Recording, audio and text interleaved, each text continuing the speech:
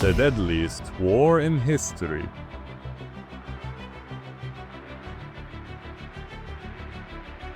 More than 70 countries were involved.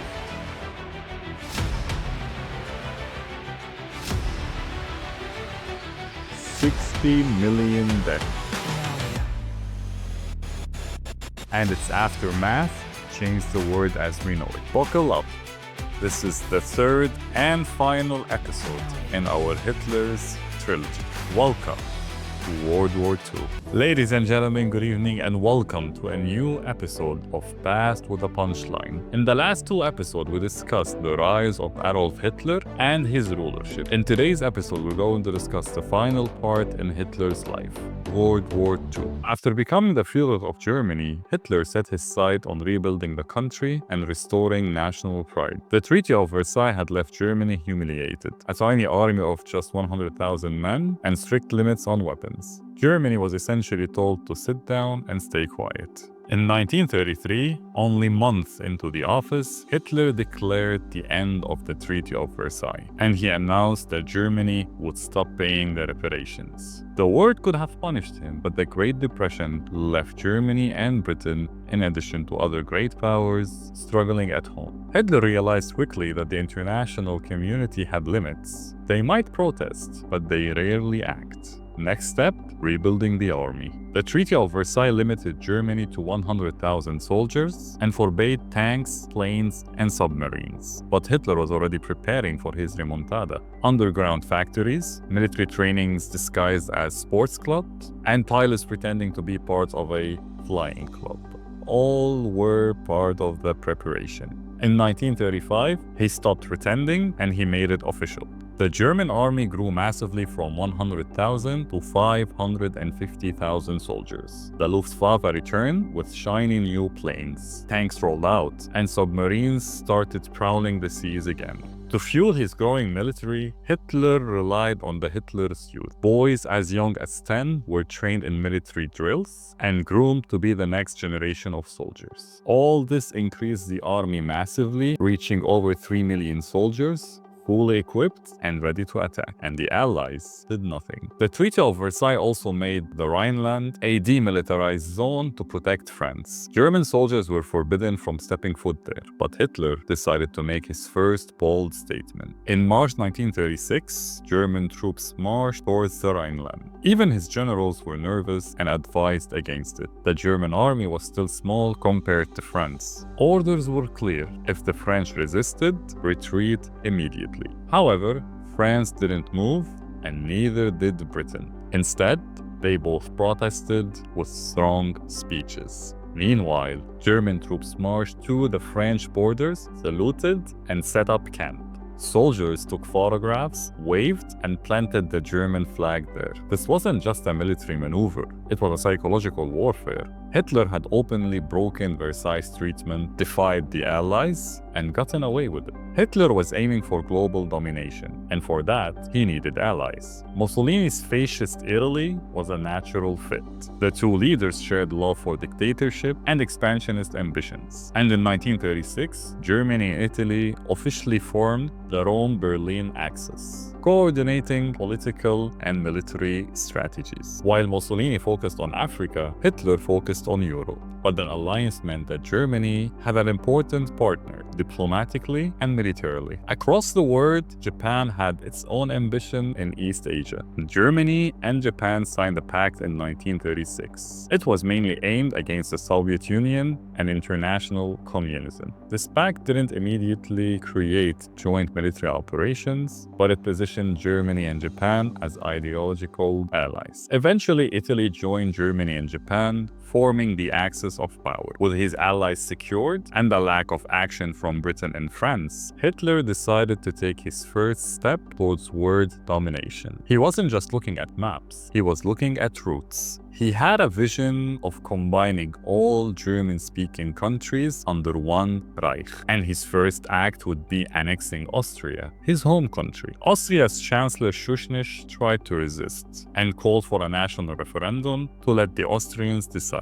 Fearing of losing, Hitler turned up the pressure. German troops massed on the border and demanded Schuschnitz resign. Under that kind of threat, Schuschnitz stepped down, and pro-Nazi supporters inside of Austria seized power. On March 12, 1938, German troops crossed the borders. But instead of facing a resistance, they were greeted and welcomed with flags and flowers. In Vienna, Hitler entered the city like a hero. He gave a speech in front of 200,000 people, and he declared the entry of Austria into the German Reich. And here's the shocking part. The world let it slide. Britain and France, following their policy of appeasement, argued that Austrians and Germans were the same thing in the first place. And Chamberlain, the Prime Minister of Britain, literally said, it's not unnatural for Germany to incorporate Austria. And for Hitler, that meant that not only could he break Versailles, he could also rewrite the map of Europe without firing a single shot. After Austria, Hitler's eyes turned into Czechoslovakia, a strong, modern state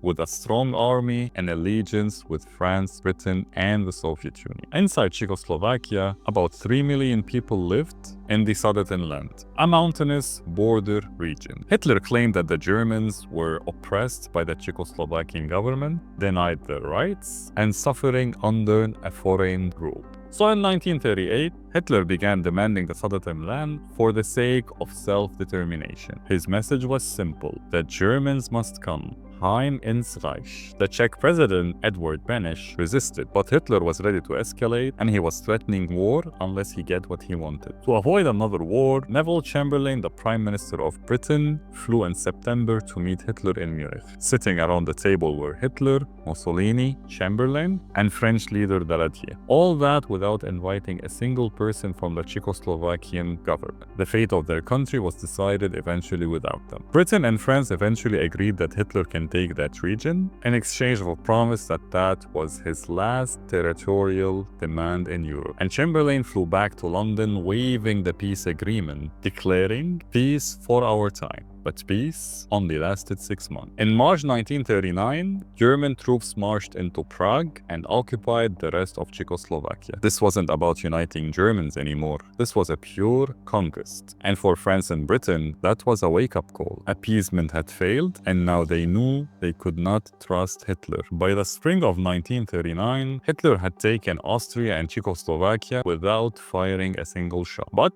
he wasn't done. His next target, Poland. Unlike previous targets, Poland wasn't ethnically German. It was an independent state, allied with France and Britain, and invading it could mean war. Hitler claimed that Germans living in the free city of Danzig, modern Dansk, were being oppressed by the Polish government, and demanded the city's return to Germany. Poland refused. Knowing that a direct attack could trigger war, Hitler planned carefully. In August 1939, he signed a non-aggression pact with the Soviet Union, and secretly he divided Poland between Germany and the Soviet Union. And Hitler could attack now from the west, not fearing an intervention from the Soviets, who would eventually invade from the east. And to justify the invasion in front of the German public, Hitler staged a provocation. On August 31st, 1939, Nazis operative, dressed as Polish soldiers, attacked a German station in Gleibitz. And this attack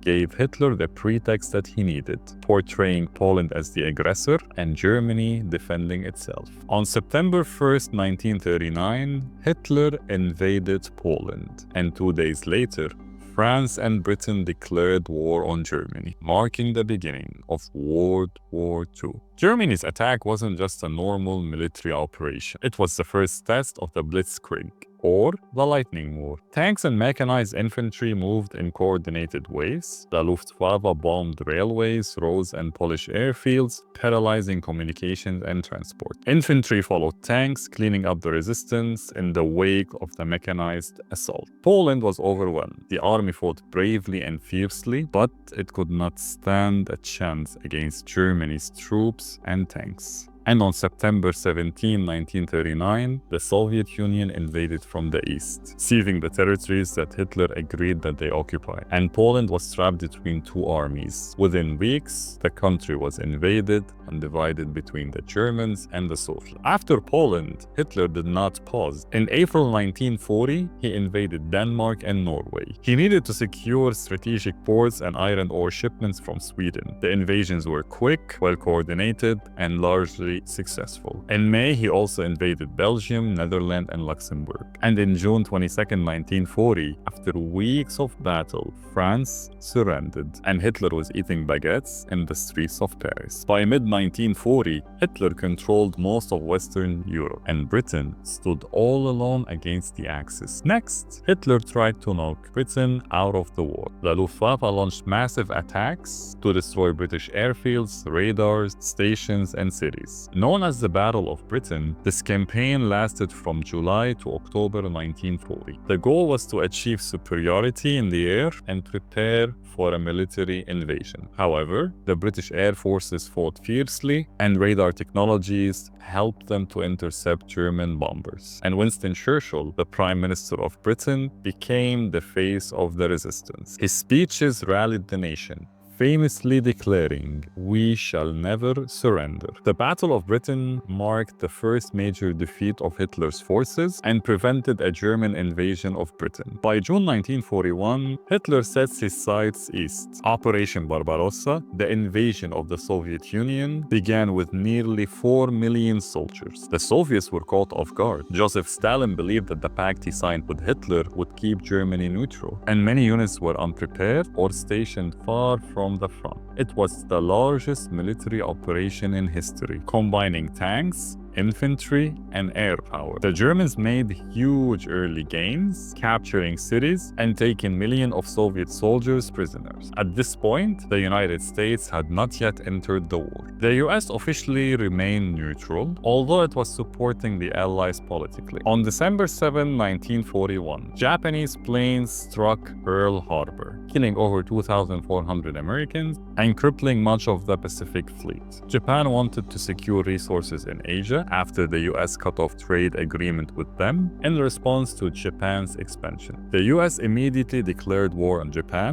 and within days, Germany and Italy declared war on the US to protect their ally. Now Hitler not only faced Britain and the Soviet Union, but also the industrial and military power of the United States. By mid-1942, German forces had advanced deep into Soviet regions, reaching the outskirts of the city of Stalingrad. The city would become the scene of one of the most decisive battles of the war. This war that lasted between August 1942 and February 1943 marked a huge turning point in the war. The Soviet forces encircled and destroyed the 6th Army of Germany, halting Hitler's advance towards the east. And by February 1943, Germany suffered one of its biggest defeats. Between 1942 and 1943, German forces in North Africa, led by Rommel, faced off against British and American troops. Despite initial successes, supplies issues and Allies' reinforcement forced a retreat. And by May 1943, the Axis was entirely defeated in North Africa. And to add more to Hitler's sorrows, in July 1943, after the Battle of Stalingrad, the Soviets continued to push forward. And in July 1943, German forces suffered heavy defeats. The Red Army gained momentum and began liberating occupied territories. And later on in 1943, the Allies invaded Sicily and mainland Italy. Mussolini's government fell and Italy surrendered. German troops tried to hold positions, but the front was collapsing, and Hitler lost his closest ally. After Italy, the Allies' forces landed in Normandy, France. The German army was caught off guard, and despite resistance, the Allies broke through, liberating France and moving towards Germany. And by late 1944, Germany was being squeezed from the east and the west. Soviet troops invaded from the east, US and British forces invaded from the west, and the tide of the war had turned decisively against Hitler. Hitler's paranoia grew as the Allies closed in. He distrusted his generals, believing some were plotting against him.